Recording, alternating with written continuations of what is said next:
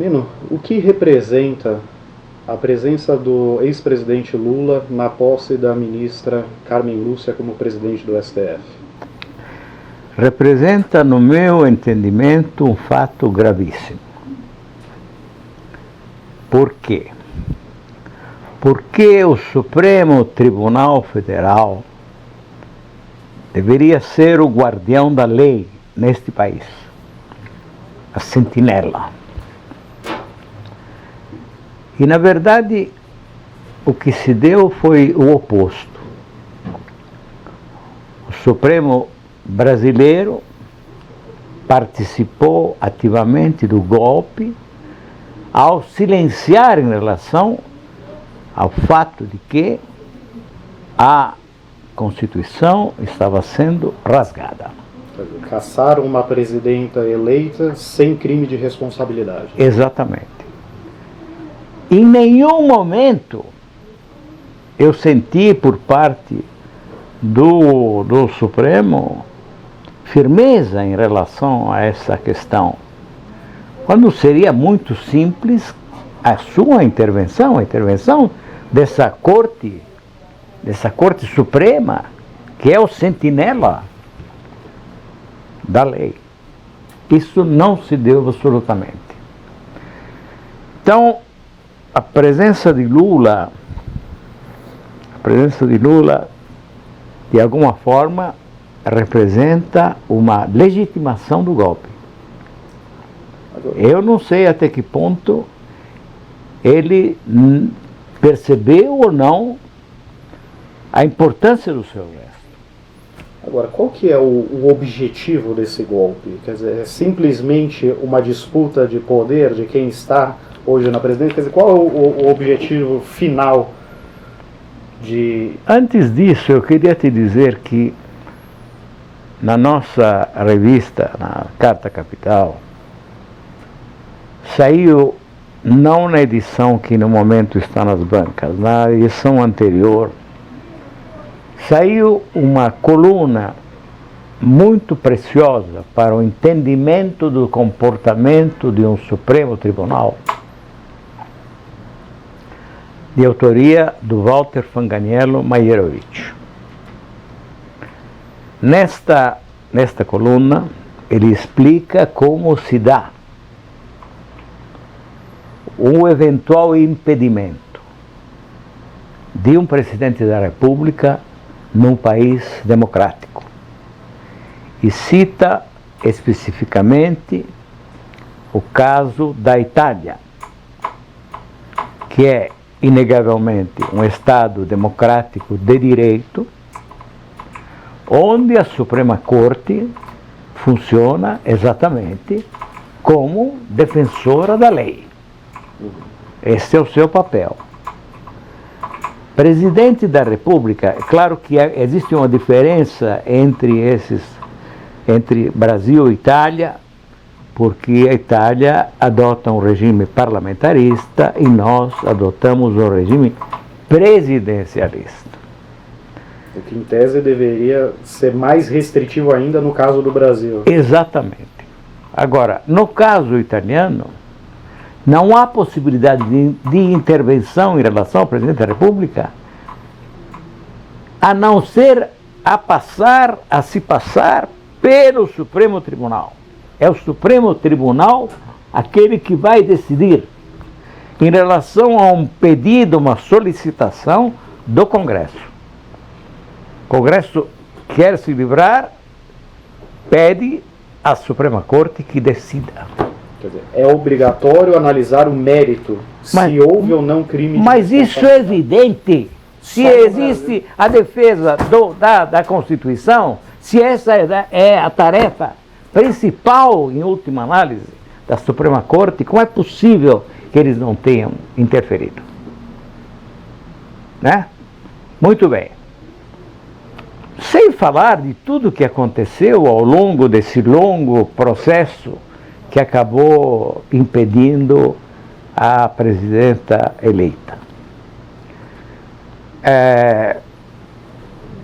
O comportamento altamente político, profundamente político, dos juízes da Suprema Corte, pelo menos de alguns deles, comportamento político de pessoas que tomam posição em relação a questões que estão em julgamento. Inclusive... Isso é uma vergonha, mas é uma vergonha para nós todos, brasileiros. Nós temos de nos envergonhar desse Supremo Tribunal. E o Lula vai lá, francamente. Há inclusive um pedido de impeachment preparado por alguns juristas, entre eles o Celso Bandeira de Mello e Fábio Conder Comparato, pedindo o impeachment do ministro Gilmar Mendes, que acho que é o que simboliza mais esse partidarismo do judiciário. Sem dúvida, sem dúvida. E o pedido é muito justo e compreensível, mas eu acho que está em xeque a própria autoridade do Supremo. No total. Afinal, o presidente chamado a presidir a sessão final do impeachment, né, foi o Lewandowski, então presidente do Supremo. Ele abriu a boca, disse alguma coisa? Não, ele ficou rindo em companhia desse fantástico ministro da Justiça chamado, que foi ministro, Cardoso, que ria as bandeiras despregadas, e do Aécio Neves. São coisas vergonhosas, coisas que doem, devem doer na consciência de qualquer cidadão consciente da sua cidadania. E o Lula vai lá? Não. Eu não realmente essa não entendi. E o que representa esse golpe?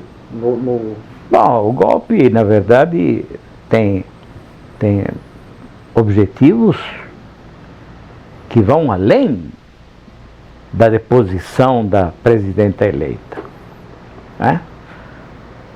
O objetivo central é a destruição do PT.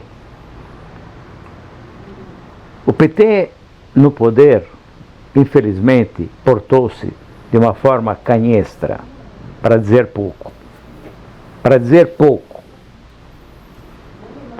Mesmo porque ele tinha líderes que não sentiam qualquer compromisso em relação ao povo brasileiro.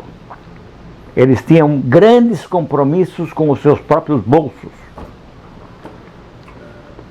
Esses grandes compromissos.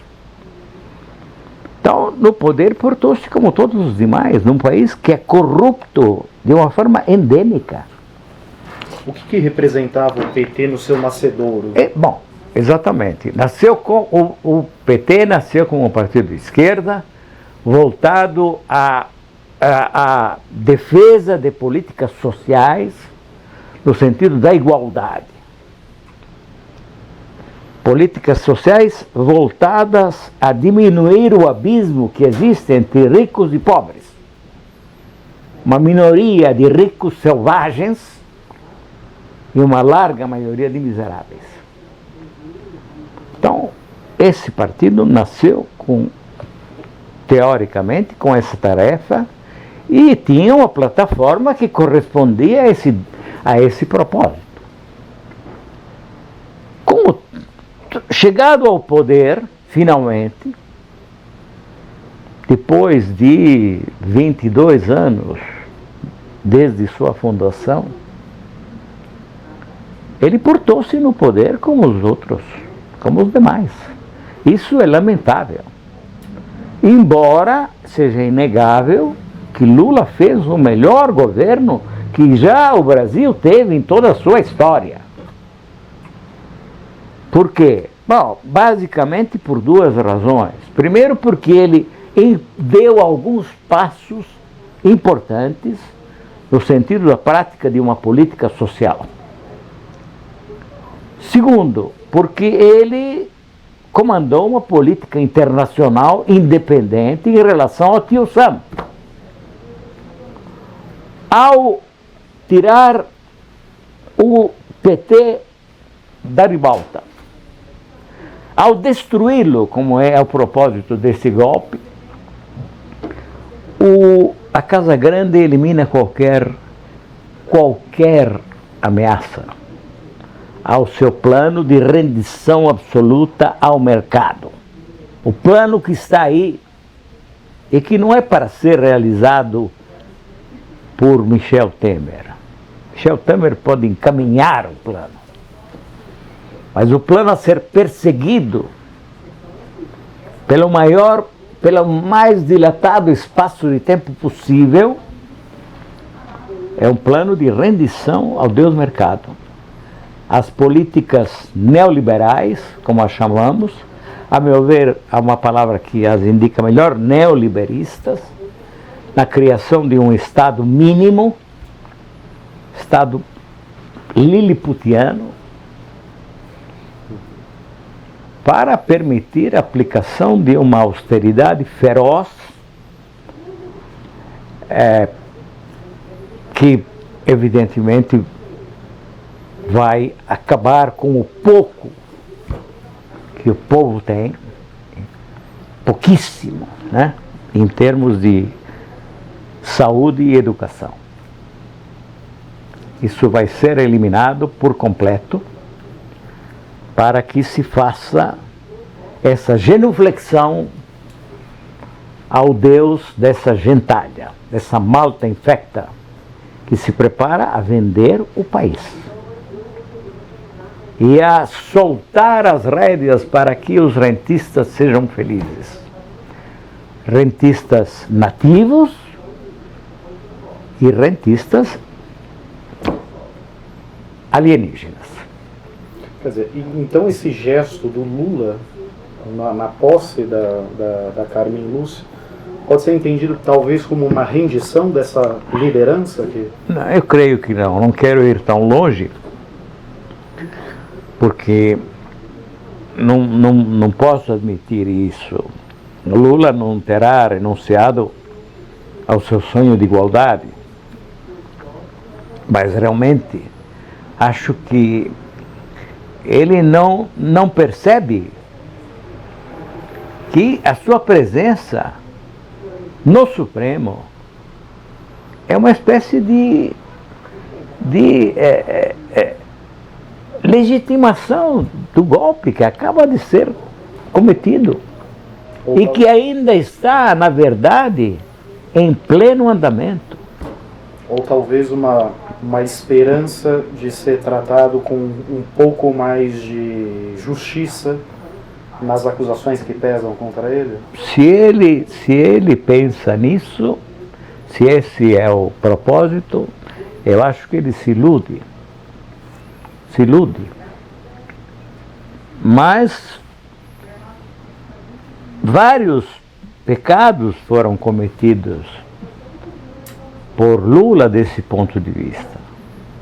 Não digo que a coisa seja tão fácil assim, né? Então, que o Lula tenha tomado certas precauções ao chegar ao governo em 2003, tomou posse no dia 1º de janeiro de 2003, tenha tomado certos cuidados e que tenha sido precedido por uma carta aos brasileiros que dizia, olha, cuidado, eu não sou tão de esquerda assim. Numa entrevista que eu fiz com ele, no final de 2005, em pleno mensalão, ele me disse, você sabe que eu não sou de esquerda. Eu argumentei, mas peraí, você sempre tem um sonho de igualdade, você quer igualdade. Isso hoje é ser de esquerda. O primeiro traço do esquerdista é este: a aspiração à igualdade. Não a liberdade como entendida no Brasil, que é a liberdade dos senhores fazerem o que bem entendem, e estão fazendo. A Casa Grande está dizendo, somos os donos desse país e acabou. Pingos nos is. Quem manda aqui somos nós. Agora, os seus críticos, mesmo do campo da esquerda, dizem que, na verdade, o governo Lula exagerou na política de conciliação de interesses inconciliáveis. Sim, tudo bem, mas eu acho que no quadro de 2002, certas manobras foram plenamente justificadas e, posteriormente, também houve outros lances que nós poderíamos entender. Nós poderíamos e podemos entender. Agora, eu acho que, por exemplo, supor que a conciliação seja possível entre a senzala e a Casa Grande, evidentemente é uma tolice inominável. Conciliação no Brasil, só a das elites. Não tem conciliação no Brasil, a não ser a das elites, dos senhores. O maior interesse da Casa Grande é manter a senzala de pé. Sim, sim, e vamos ser claros, né? Eu não duvido que haja esquerdistas sinceros e que tenha havido esquerdistas sinceros. Tem gente que pagou com a vida por seu esquerdismo. Então, a esses todo o meu respeito. A esses, aos que lutaram, não foram sacrificados, continuam vivos eventualmente, mas lutaram e com denodo, com muita coragem.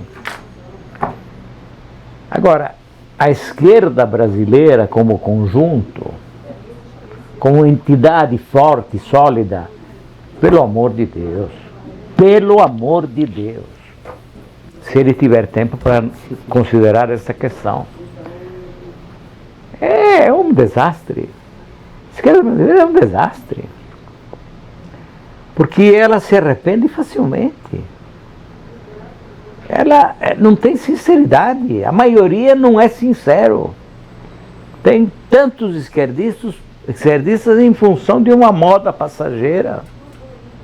Olha, as redações estão cheias deles. As redações dos jornalões, dos revistões, da Globo. Que depois se convertem em reacionários empedernidos.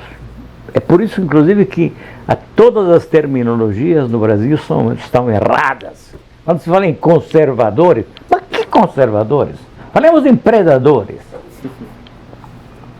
Não em conservadores. Predadores. Aqui não tem conservadores. Conservador é o Churchill. É como falar em liberais. Liberais tem, claro, grandes liberais, magníficos liberais. A história os cita frequentemente e com toda a razão. E com honra. A Casa Grande não é liberal. A Casa Grande não é conservadora. Até porque defende a manutenção dos seus próprios privilégios. Só, apenas e tão somente. Quer dizer, o problema não é a manutenção da desigualdade. É esse o ponto. E o plano que vem aí é um plano destinado a consagrar esse conceito terrível. É isso que está acontecendo. Quem não percebe, trafega como um barco pesqueiro escocês ao largo de Aberdeen, no inverno, com 25 graus abaixo de zero, em plena névoa, e sem a sirene. Sabe aquela que faz assim? Essa não tem. Qual a solução possível? Não tem solução. Não tem solução. Não. Eu não consigo enxergá-la. Eu acho, aliás, que eles vão atrás de Lula agora. Porque até aqui tudo deu certo. O plano se concretizar claramente precisa neutralizar claramente também o líder verdadeiro do Partido dos Trabalhadores, aquele que fez o melhor governo do Brasil em todos os tempos. Lima, muito obrigado pela sua... Imagine, eu queria falar essas coisas e agradeço, portanto, a oportunidade.